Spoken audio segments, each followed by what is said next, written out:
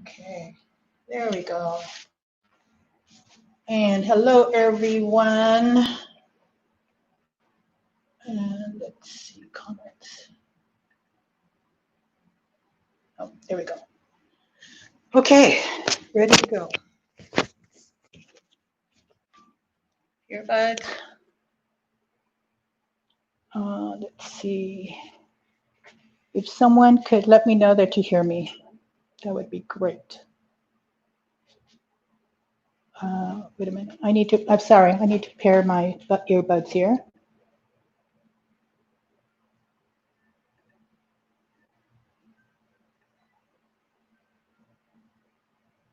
Nope. Okay.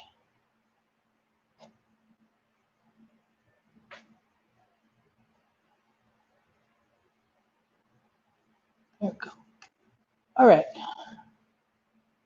Okay, I'll be able to see the comments on Facebook, but not on Instagram. So welcome everybody. And let's see.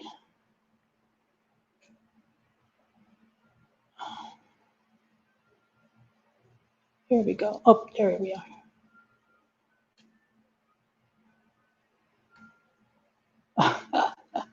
Oh my goodness. Okay. Okay, it's okay. I will take care of this later. Go back to my live stream. Okay. Oh, technology. Sorry about that. Okay. Hello, hello, hello, hello. All right. Catch my breath here. So I'm a live stream.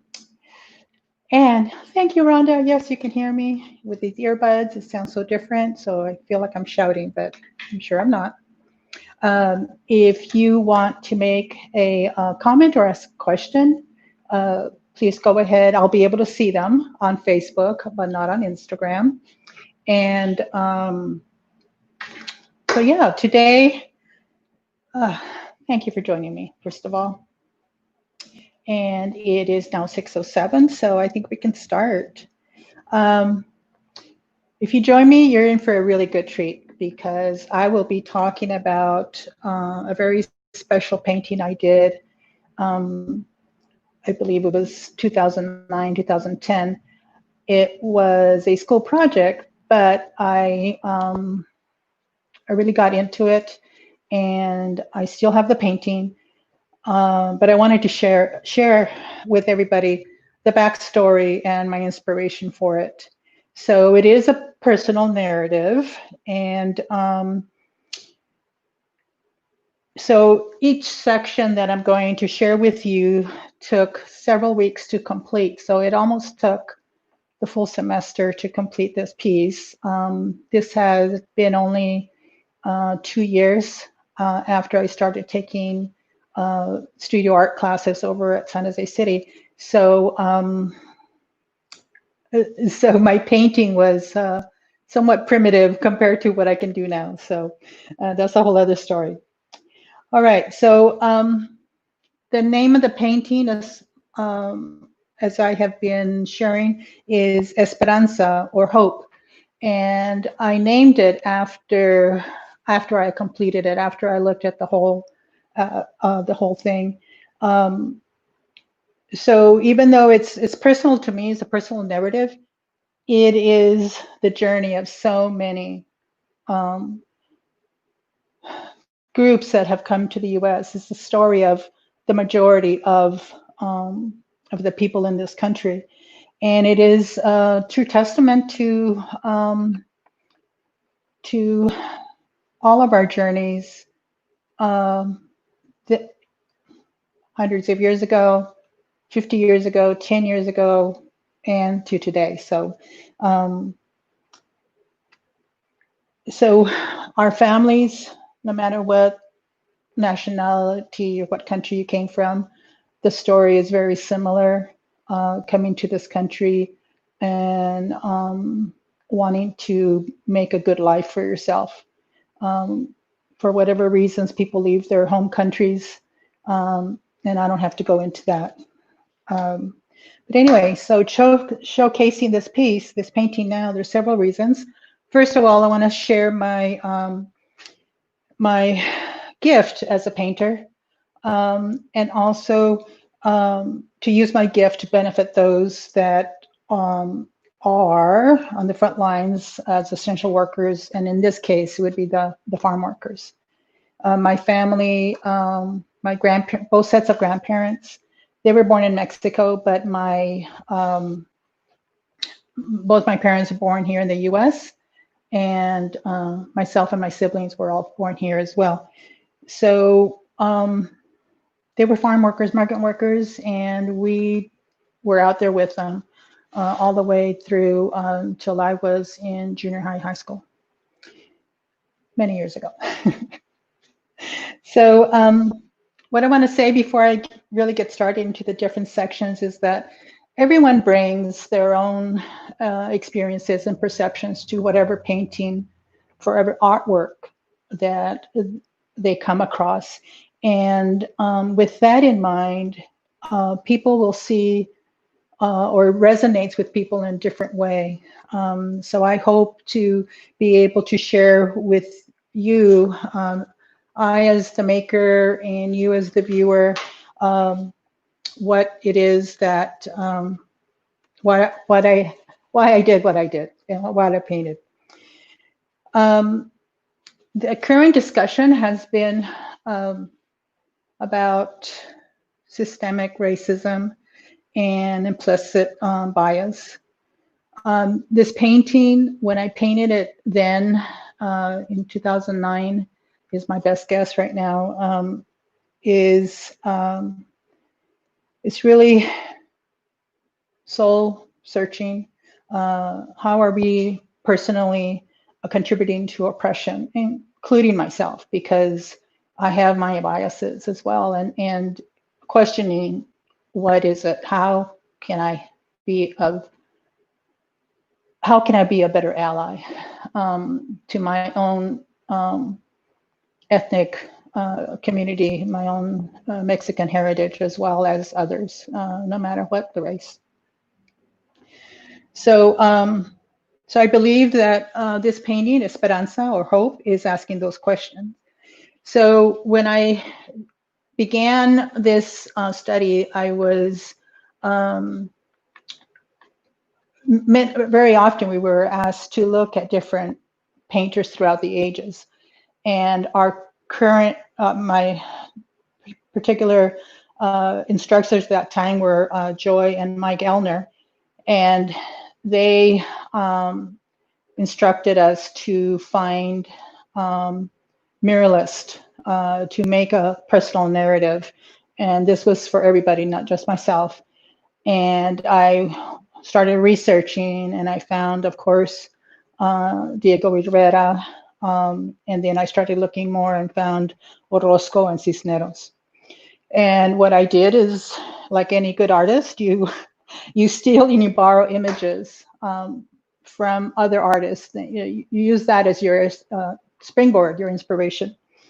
And so my own personal experience with systemic racism, one was, I didn't know it at the time, of course, but the tracking systems at the schools during the 50s and 60s and in through the 70s. And also, I remember I was already at San Jose State, and I went for a job interview, and dressed with the best, dressed up for it because I was going for a job interview as a salesperson. And they thanked me very kindly and said, "Oh, by the way, you're dressed very nicely," but I never did get the job. And my good friend of mine, who was also Hispanic and was more weta or lighter skinned than I was, and she looked more Caucasian, more white. I don't know that they really looked at our skill set, but she got the job and I did not. So, and those are the implicit. You just, you just don't know. But in your gut, you know, there was something that was off. And because, you know, you have the qualifications, you're trainable, you're educated. Anyway, so here we go, ready to begin. So yeah, just keep the questions. I will see them and we'll go from there. So I would like to start with probably this area right here with the academics and in the calaveras or the skulls with their academic regalia. And then the burning building that you see here. At the time that I went to graduated from high school and was going to San Jose State, that was the time of the Brown Berets and where I recall getting started around that time, and the Black Panthers and the protest and the great boycott from United Farm Workers and Cesar Chavez. The profiling, there were so many things going on. And so this represents the academic, you know, these eerie guys over here.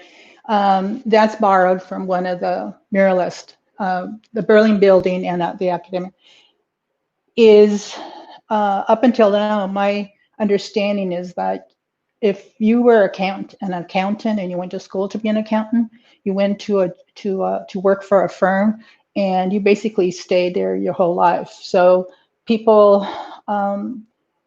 didn't change out of their jobs like they do now, you know, like every 5 or 7 years or whatever that statistic is today.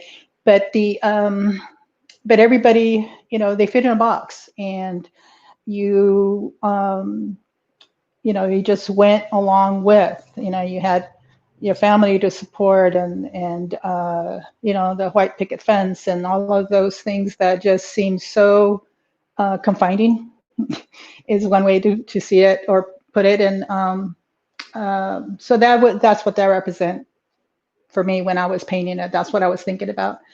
And the burning building is, you know, part of the educational system, and you know what I just shared with you, and then also the injustices of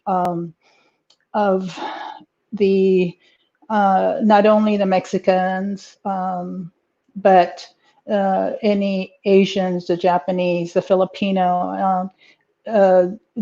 You know, people, you know, when the Japanese were put into internment camps, people came onto their properties and took what wasn't theirs, including the land. And my parents were witness to that. So, and that's where I heard the stories. And, but yeah, it's, you know, it hasn't, you would, you know, people say, you know, we think we'd have come a long ways in the, you know, the last, what, 300, 200 plus years. But you know, it is what it is today, and I'm hopeful for a change in how we change that status quo. Okay, so let's move on.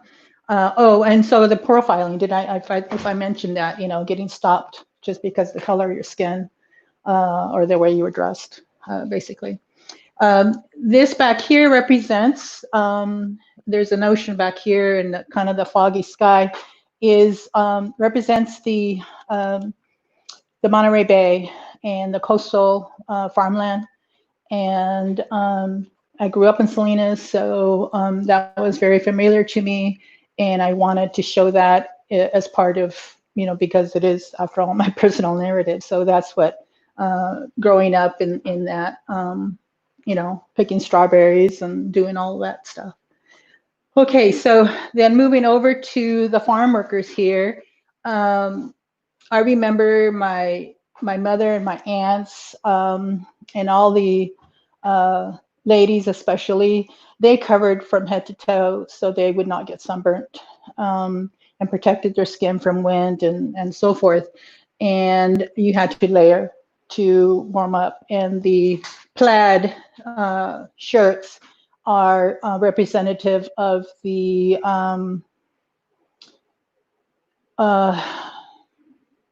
cholos, I guess. With the flannel shirt, they used to button just the top button and then wear white t-shirts underneath. That's what I remember of them. And it's part of my experience. And not that I participated in that, but it is part of my experience. And then I wanted to show the strawberries here because that was one thing that our whole family could do together. When we were very young, our older aunts and cousins, we'd take care of the babies or the toddlers.